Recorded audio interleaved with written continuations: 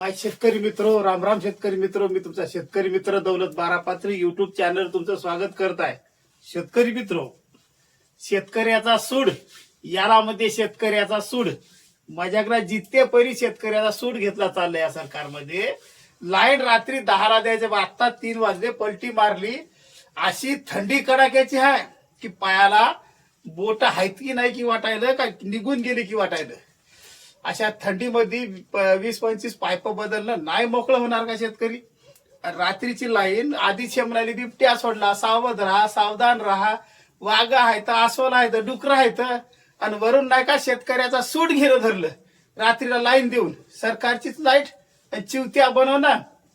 बस जस काय जनतेच्या किती काळजीची आहे की रात्रीला अशा लाईट द्यायचं असं वाटायला की ना पायाला बोट निघून गेले. काय एवढी थंडी आहे.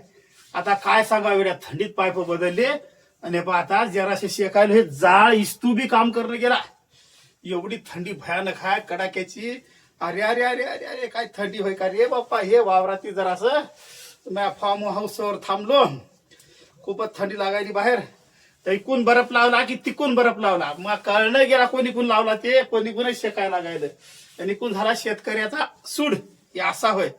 हे बघा थंडीत असे पाय शेकावं लागते, तसे चिखलात नाचावं लागते. एवढ्या थंड्या बर्फासारखं पाणी असं गारसारखं लागायलं. अशी थंडी आहे माझे शेतकरी मित्र, काय सांगावं तुम्हाला. लई दशा व्हायली.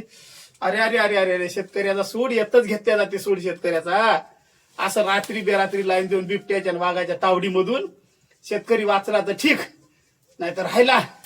आणि बोंबलारीवर तोंड करून बिबट्या आला रे, बकऱ्या सोडू, भोकऱ्या सोडू, आणि देवऱ्यात आलं इथं मराय रे. तर थंडीत लाईन द्यायला अरे दिवसा द्या ना जरा, जनावरांपासून आमचं रक्षण तरी होईल ना. हट त्याची आयला सरकार.